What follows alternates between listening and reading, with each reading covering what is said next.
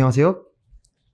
이번 한입 ETF 시간에는 연금과 관련된 ETF에 대해서 조금 알아볼 수 있도록 하겠습니다. 네, 오늘은 이제 임종욱 팀장님이 저와 함께 연금과 관련된 ETF 상품들에 대해서 구독자 여러분께 설명을 드릴 수 있는 그런 시간을 갖도록 할 텐데요. 사실 이 연금이라는 개념, 저는 이제 92년생, 올해로 나이가 31인데 이게 약간 생소할 수 있어요. 왜냐면 아직 일할 기간이 많이 남아있기 때문에 연금에 대한 관심이 좀 떨어지는데, 이 연금이라고 하는 게 뭔가요? 굉장히 좀 추상적인 개념으로 다가올 수도 있을 것 같고, 아직까지 한창 일하실 분들한테는 좀 남의 얘기라고 느껴지실 수 있는데, 일단 이거를 제도적인 측면에서 먼저 말씀을 드리면, 은퇴 이후에 이제 근로소득이든 사업소득이든 이런 현금 흐름이 끊긴 이후에 은퇴 이후에도 노후 생활을 충분하게 누릴 수 있도록 이제 근로하는 기간 동안 돈을 적립해가지고 운용하도록 하는 제도를 얘기를 하고요. 네. 나라에서 운용하는 부분과 사적으로 운용하는 부분, 크게 두 가지로 나누어서 볼 수가 있을 것 같고, 그리고 이제 제도적인 측면 외에 조금 이제 금전적인 측면에서 연금을 말씀드릴 것 같으면, 연금이라는 거의 의미 자체가 이제 해년에 세금, 이제 매년 돈이 들어온다. 네. 그러니까 연금이라는 의미 자체가 정기적으로 돈이 들어온다라는 의미가 되는데, 영어에서도 이제 연금이 annuity라고 네. 얘기를 하잖아요. 그러니까 애뉴얼, 매년 정기적인 이런 결국에는 뭔가 현금 흐름이 정기적으로 발생하는 게 연금이다라는 게 이제 사전적인 의미이기 때문에 이런 측면에서 이제 연금을 말씀드릴 수 있을 것 같아요. 그래서 이런 제도적인 측면과 금전적인 측면을 말씀드렸다면 이제 어떻게 연금 제도가 구성이 되느냐, 이제 흔히 3층 연금 제도라고 우리가 흔히 얘기를 하거든요. 그래서 1층이 나라에서 국가에서 운영을 하는 국민연금, 그러니까 모든 근로자가 의무적으로 가입을 해야 되는 부분이고, 좀 이제 은퇴 이후에 되게 기초적인 생활을 보장하는 그런 측면에서 국민연금을 생각할 수가 있고요. 2층이 이제 퇴직연금. 이제 근로자가 회사에 다니는 동안 퇴직금 대신에 회사에서 이제 회사를 통해서 가입을 하는 그런 퇴직연금인데, 조금 이제 은퇴 이후에 안정적인 생활을 위한 이제 1층 다음에 2층 퇴직연금이 있고, 마지막 3층이 개인연금. 이제 국민연금과 더불어서 퇴직연금 이후에 나는 나머지 두 개로는 조금 부족할 것 같아. 좀 내가 돈 버는 동안 지금 조금 이제 소비를 줄여서 아껴서 적립한 다음에 나중에 은퇴 이후에 이 돈을 사용할래 라고 하는 분들은 개인연금을 활용해서 이제 총 1, 2, 3층의 연금 제도를 활용하실 수가 있는 겁니다. 자, 그러면 이제 연금 같은 경우가 나이가 드신 분들이 많이 해야 되는 건가요? 아니면 좀 젊어서부터 연금 준비가 좀 필요한 그런 건가요? 둘 다 해당한다고 볼 수 있고, 연세가 있으신 분들은 은퇴 시점이 얼마 남지 않았기 때문에 더더욱 중요하게 잘 챙기셔야 되고, 아직까지 한창 일하실 분들도 언제 이제 은퇴할지도 모르는 뿐더러 이걸 젊었을 때부터 준비해야지 적립금이 충분하게 쌓이기 때문에 계속해서 준비를 해야 되는 부분인 것 같고요. 연금의 목적을 생각하면 이게 왜 중요한지를 우리가 생각할 수가 있는데, 지금이야 어떻게든 근로소득이든 내가 사업을 해서든 사업소득이든 현금 흐름이 발생하지만, 은퇴 이후에는 이거를 만들어낼 구멍이 전혀 없기 때문에 이 연금이라는 걸 통해서 이제 할 수밖에 없는 것 같고요. 국민연금 같은 경우에는 그래서 나라에서 강제적으로 이런 것을 이제 어떻게든 지탱해야 되기 때문에, 이런 노후가 무너지면 국가 경제 전반이 무너지잖아요. 그러니까 나라에서 강제적으로 하는 부분이 있는 거고, 퇴직연금 같은 경우에는 이제 이게 시작된 지 엄청 오래된 건 아니고, 국내 같은 경우에는 2005년 12월에 처음으로 시작이 됐는데요. 이제 회사를 다니다가 원래는 은퇴를 하면은 퇴직금을 일시에 줬단 말이죠. 그렇기 때문에 이런 비용을 좀 평준화시킬 수가 있고, 회사 비용 측면에서도 요거를 이제 비용 처리를 할 수가 있기 때문에 세금 측면에서도 유리한 측면이 있고요. 여러 가지 이제 근로자나 회사나 이제 장점이 있다고 할 수 있을 것 같아요.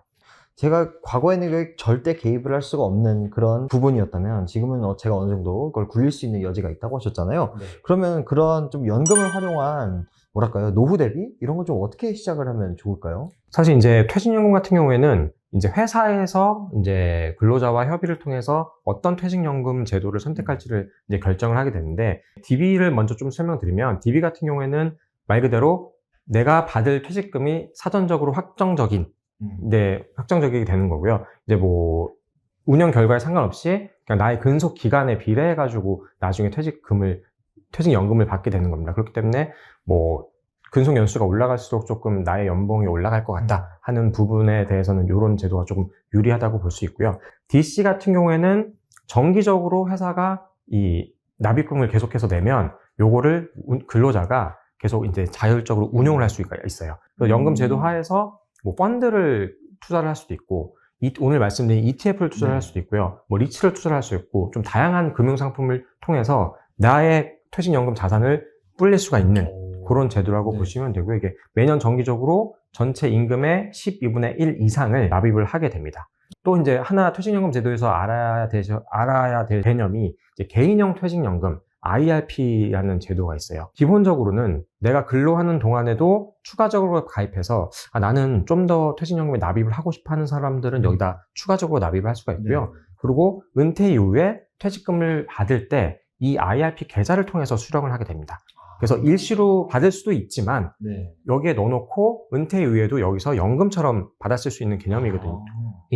그래서 이런 이제 퇴직급여 통합 계좌의 개념이다라고 이해를 하시면 좋을 것 같아요. 제가 그냥 딱 듣고 뭔가 개인적으로 느끼기에는 이게 어떻게 보면 내 노후 이후의 생활을 책임질 연금인데 이것을 이렇게 굴리거나 하는 게 좀 위험하지 않을까? 좀 어떤 매력이 있길래 이런 것들을 많이 선택을 하는지가 좀 궁금하네요. 퇴직연금 제도 이전에 퇴직금이나 그리고 퇴직연금 안에서도 DB형 같은 경우에는 내가 받을 돈이 확정적이기 때문에 좀 안정적인 측면에서는 좋을 수도 있겠죠. 적극적으로 운용에 개입해서 뭐 이제 수익률을 누릴 수도 있지만 말씀하신 대로 조금 이제 성과가 안 좋으면 여기 손실이 날 수 있는데 그 계좌 안에서 포트폴리오를 안정적인 상품으로 또 운용을 하면 되는 부분이 있기 때문에 무조건 이렇게 운용에 개입한다고 해서 이게 위험하다라고 말씀드리기는 좀 어려운 부분이 있을 것 같고 그 자산을 어떻게 구성해서 운용하면 되느냐에 따라서 또 결정되는 부분이어서 그렇게 결정할 수 있을 것 같아요. 그러면은 다른 매력 포인트는 좀 어떤 게 있나요?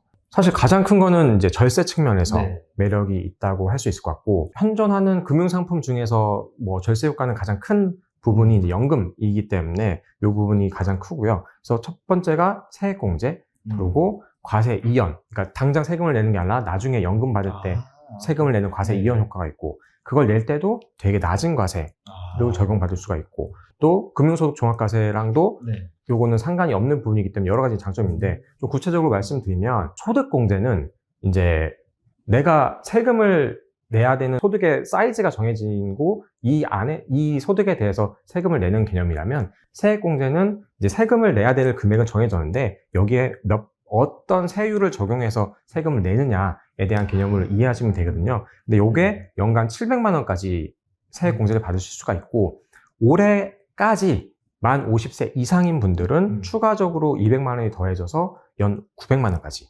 세액공제를 올해까지는 받으실 수가 있습니다. 그래서 이 부분은 좀 중요하게 보시면 될 것 같고, 그래서 예를 들어서 연간 총 급여가 5,500만 원 미치거나 그 종합소득 금액이 4천만 원 이하라면 세액공제 비율이 16.5%예요.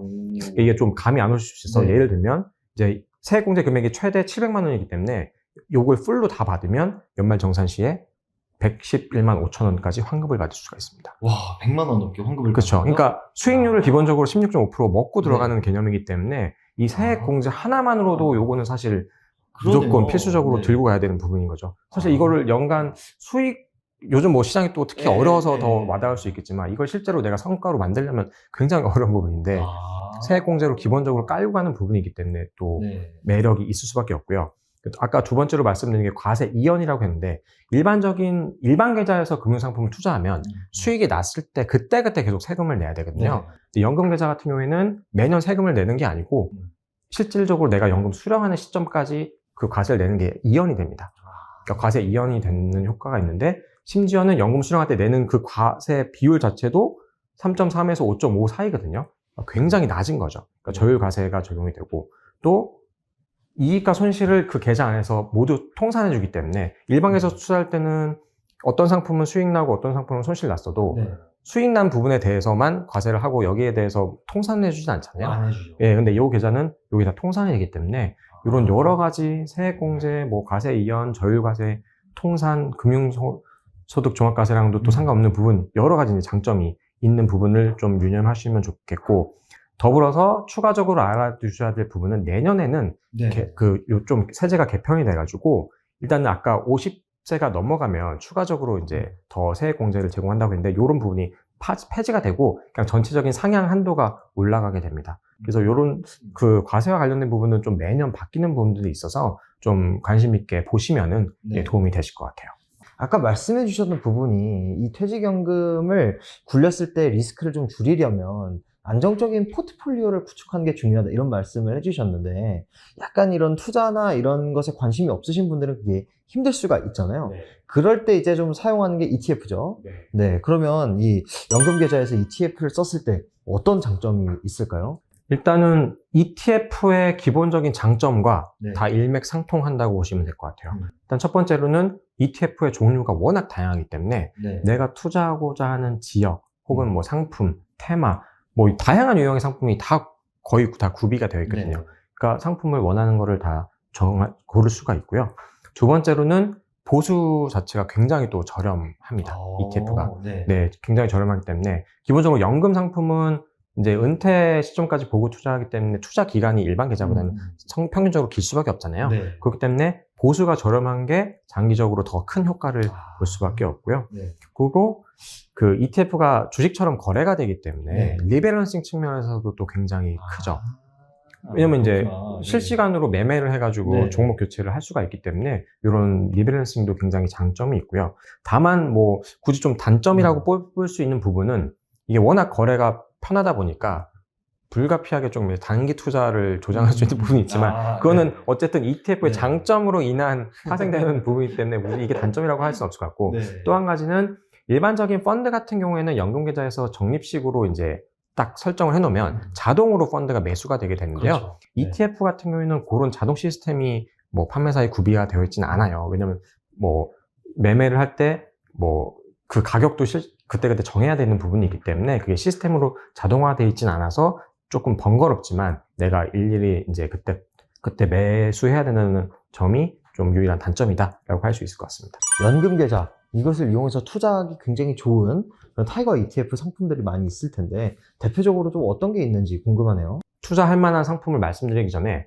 투자할 수 네. 없는 상품을 먼저 찝고 네. 예, 오, 중요한 포인트. 네, 넘어가야 될 것 같은데 연금의 투자 목적을 생각하면 좀 이해가 되실 텐데 레버리지나 인버스 같은 좀 방향성 투자 상품들은 원천적으로 막혀 있습니다. 투자가. 개인연금보다 퇴직연금은 조금 더 규정이 타이트해서 퇴직연금 계좌 같은 경우에는 예를 들어서 위험자산, 그러니까 주식형 상품의 70%를 투자를 할 수가 있고 나머지 30%는 안정형, 채권형이나 이제 혼합형 같은 안정형을 담아야 되고요. 더불어서 선물, 그러니까 ETF에 선물자가 붙은 파생 상품을 활용한 상품 같은 경우에도 투자가 안 됩니다. 뭐 원자재 상품 같은 경우가 대표적으로 할 수 있을 텐데 일단 이런 상품들은 연금계좌에서는 투자가 안 된다라는 것을 명심하셔야 될 것 같고요. 네. 뭐 다양한 상품이 있겠지만 최근에 워낙 이제 시장 변동성도 심해진 상황이 있고 연금 계좌라는 목적을 생각했을 때 조금 이제 안정적으로 저희가 운영할 수밖에 없는데 첫 번째로 말씀드릴 수 있는 거는 타이거 CD 금리 투자 ETF라는 네. 상품이 있어요. 이게 국내에서 유일하게 CD 90일물에 투자하는 상품인데요. 네. CD라는 게 이제 양도성 예금 증서를 말하는데 은행 같은 금융기관들이 자금을 조달할 때 기관 간의 거래를 할 때 이제 사용하는 금리입니다. 주로 이제 개인 투자자들이 요거에 대해서 뭐 이렇게 투자 상품으로 접근하기가 힘든 부분이 있었는데 네. ETF를 통해서 좀 쉽게 접근하도록 저희가 상품을 만든 게 있고요. 어쨌든 이게 그 실질적으로 거의 무형 상품에 가깝거든요. 네. 매일매일의 CD물을 새롭게 데일리로 리밸런싱을 통해서 편입을 하기 네. 때문에 뭐 금리 자체가 마이너스로 떨어지지 않는 이상 이 상품 자체에서 마이너스로 가능성이 희박한 상품이기 때문에 거의 뭐 파킹 목적으로 활용하셔도 좋은 상품이기 때문에 네. 뭐 눈여겨보시면 되게 좋을 것 같고요. 뭐 이제 안정형 상품이 있다면 이제 연금이기 때문에 인컴형 상품도 인컴형. 추천을 네. 드릴 수 있는데 타이거 글로벌 멀티에셋 TIF 액티브 ETF입니다. 상품의 명칭대로 글로벌에 투자하는 상품이고요. 멀티에셋, 그러니까 다양한 상품, 네. 다양한 자산, 뭐 배당주, 채권, 리츠 같은 인컴 자산에 다양하게 투자를 하고요. TIF, 이게 타겟 인컴 펀드거든요. 네. 그러니까 저희가 설정해 놓은 인컴 수익률을 목표로 해서 운용하는 상품이기 때문에 좀 장점이 네. 있고 또 한 가지 특징은 월 배당을 합니다. 월배당. 네, ETF 단에서 월 배당을 하기 때문에 네. 또 이런 장점이 있고요. 그리고 마지막 세 번째는 타이거 미국 나스닥백 커버드 콜 ETF예요. 네. 성장주에 대한 투자는 있어야 되지 않을까 하시는 분들은 이 상품을 활용하면 좋거든요.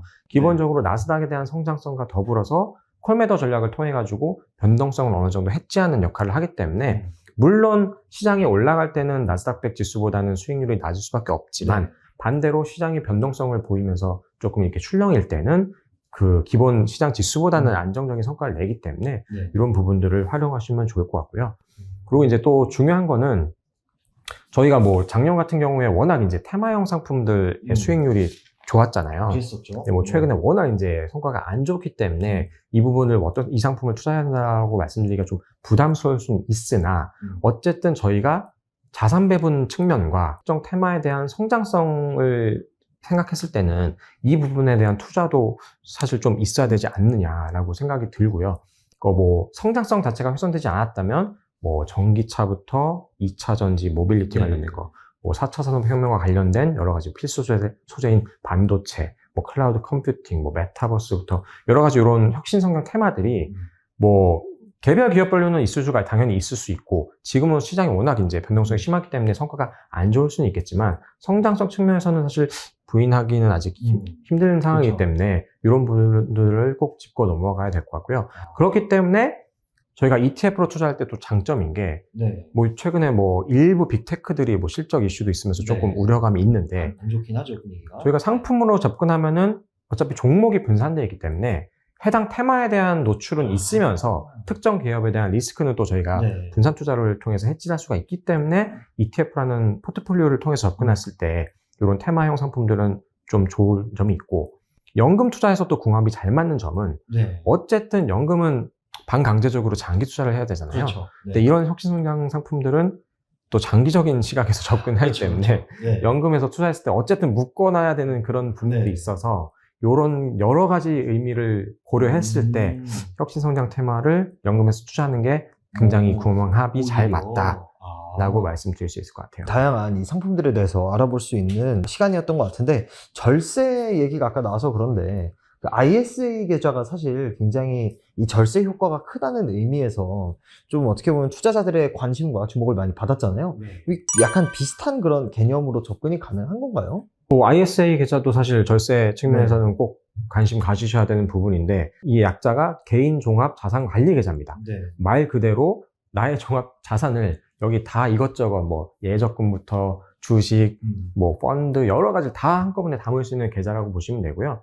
연금과 마찬가지로 이 계좌 내에서는 손익 통산이 되기 때문에 뭐 어떤 상품은 수익 나고 어떤 상품은 손실 나는데 나 세금 내야 돼, 이런 억울함은 이 계좌에서는 사실 없다고 볼 수 있고, 가장 큰 거는 이제 비과세를 적용받는 부분이 좀 크고요. 그래서 일반적인 가입자는 연 200만 원, 서민형으로 가입하시면 연 400만 원까지 비과세를 받을 수 있는 부분이 있기 때문에 이 부분도 연금과 더불어서 여유가 되신다면 추가적으로 고려를 하시면은 굉장히 좋을 것 같습니다. 자, 오늘 시간에는 이제 퇴직연금과 그와 관련돼서 좀 안정적으로, 좀 장기적으로 투자할 수 있는 다양한 그 ETF 상품들에 대해서 좀 알아보는 시간을 가졌던 것 같습니다. 지금까지 말씀에는 임종욱 팀장님 나와주셨습니다. 저희는 다음 시간에 다시 한번 여러분들 찾아뵙도록 하겠습니다. 감사합니다.